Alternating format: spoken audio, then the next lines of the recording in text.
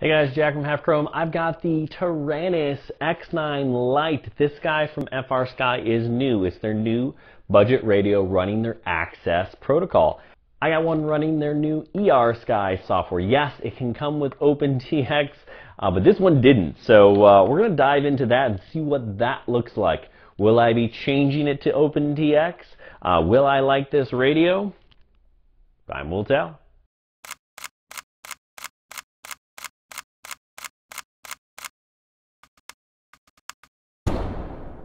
Okay, before we get this thing on the bench and really kind of dive into the software, let's look at a couple of things that are kind of different about this, starting with this module bay in the back. It takes modules like the X Lite. So, you know, if you have one like that, that's what you're going to need. Now, will it accept multi-protocol modules? Time will tell. There's some instructions that say yes, it will, but only certain ones. So who knows with the way they've been acting recently. And then the battery bay, you're going to need two 18650s back here, and that is not something that you can change out, or at least it doesn't seem that way. But those are two really different things from some of their other radios that I wanted to point out. Now we're going to look at it and dive into that Ersky operating system, see what that's all about. All right, we're going to take a look at the Frsky X9 Lite. Before we do, I got a couple of really cool things coming. These are the Sky Zone O2Xs. Look at that little Batman symbol on the fan. You'll notice there's a camera here in the front. You push a button, and I can see in front of me without having to take these off, so that's pretty cool. And I'm going to compare those to these new Omways. These are their V1Ss, right? So not V2s, but V1Ss, slightly different. Man, these things are so light. So those are coming. But back to the X Lite. This is kind of a first impressions deal. I don't have anything that I can bind it to quite yet because I'm not messing with my current stuff. Now, here's the other thing. With this radio, you can get it either with OpenTX or their new Ersky TX. That's what I got, right? I didn't want it. I don't want it, but I have it. So let's take a look at what we got here. Now, right off the bat, let's kind of talk about this. Now, it does kind of have a plasticky feel to it. It is not a super high quality feel. There's no rubber grips on the back, so that's not, you know, ideal. A budget radio, I guess. We've got the switches going across from the right to left here. Up here, this is a momentary switch. 3-position. We've got a dial or a pot. Another longer 3-position, short 3-position, and then a 2-position on the shoulder. You got your standard trims here. Your gimbals, decent travel, although they are not Hall sensor, so keep that in mind. Down here I've got a wheel. I actually do like that, and it's a push button. I got menu, page, and exit. Alright, so how does that compare to, say, the X9? You can see that it's a little bit narrower, right? The X7, sorry if I said X9, X7 here, I like rubbery back. It kind of gives you a little bit more grip. I do feel this one's a little bit wider. I've got more travel on my gimbals. I certainly have more switches, 2 pots, momentary. Then I've got this style dial, page up, page down, and exit, along with my trims, push button, and a spot for my lanyard. So, you know, if I had to choose one, you know, not thinking about price, I'd still go with this X7. Oftentimes it's on sale. You know, you can pick up the QX7. I like the colors that comes in as well. It just kind of looks like a nicer radio. It is a nicer radio, and it has the standard OpenTX that you can use, and it has the large module bay in the back. Right? Looking at this one, it has this small module bay that is basically the same as the X Lite. So you're going to have to get new modules for this if you fly modules, and I do oftentimes. So we'll see. Still no word. It does in the software appear that you can use multi-protocol modules in here, but it also has a disclaimer saying some may not work because blah blah blah. You know, Frsky's been throwing a fit lately. If you haven't heard about that, right there, check out that link.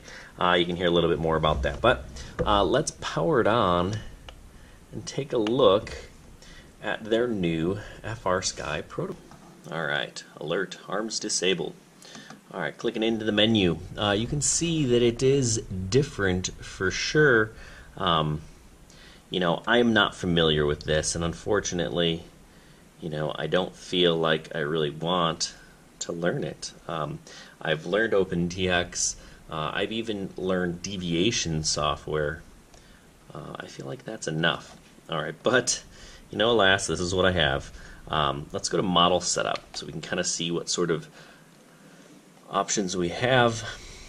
Alright, you got your standard mixer, heli, limits, expo, flight modes, curves, switches, music, safety, globals, telemetry, voice, audio, timers, general, and protocol. It's general. Alright. Name, custom stick names, light switch, throttle and expo, protocol. This is where it kind of gets interesting. So internal, it is not an XJT, right? I don't believe it has that capabilities. It's this access protocol, which I'll talk about a little bit more in a second. Yeah, we bind our access receivers right there. External. Right, so maybe we do have the option for, you know, XJT, DSM2, multi-protocol module, right? We see it there. Xfire. All right, and access. So, you know, there are some options here. So, you know, maybe there's some promise. We shall see. But, gosh, I'm not a big fan of having to learn this Ersky stuff all over again. All right, radio setup. Let's see what we got here. Display, haptic, alarms, general controls, hardware calibration, trainer version, EEPROM, nothing super fantastic. General. Name. Oh, we can give it a name. Splash screen. Yeah. Scrolling. Alright. Display. Yeah. Contrast, brightness, standard stuff. Controls. Channel order. Right? That's important. Some people do change that. Calibration. Hardware. Disabled. Okay. Go back to the menu. Last menu, that's actually useful. Statistics, run, help, run script, statistics. Okay, basic stuff. I didn't set any of that up. Help. Enable the hardware, EEPROM power, hold on, hold and left arrow. Okay, right, I guess that's important if we're going to flash. But yeah, let's a quick look at the new Ersky system, right? Not a big fan. I'm not really going to want to have to learn it, but you know, the one thing that's important is right here, access. What does that mean? Well, it means a lot of different things. Okay, so what is this access all about? Well, supposedly we now get 24 channels. If you need 24, that's interesting. Increased baud rate, lower latency. Okay, so latency, yeah, I didn't have problems, but that's, you know, lower latency is always better. They do claim wireless binding, which is cool. Automatic binding, haven't been able to test that. Being able to remap channels from the remote. Looks like we have telemetry control, configuring 3 receivers simultaneously through the radio. Okay, allowing the radio to act as a spectrum analyzer. I guess if you need that, act as a power meter. The RF power of external devices can be measured with the addition of this new feature. That'd be cool if we could do that with our video signals, but I don't think that's what we're talking about. We have an advanced encryption algorithm so nobody can hack into your model and start flying away. Listen, I haven't seen that really. I don't know that anybody has. I think what that's doing is keeping the competition from hacking their protocol. Unfortunately, it is still not compatible, but it's still not compatible with the ACCST protocol on all of their other radios, which was stupid.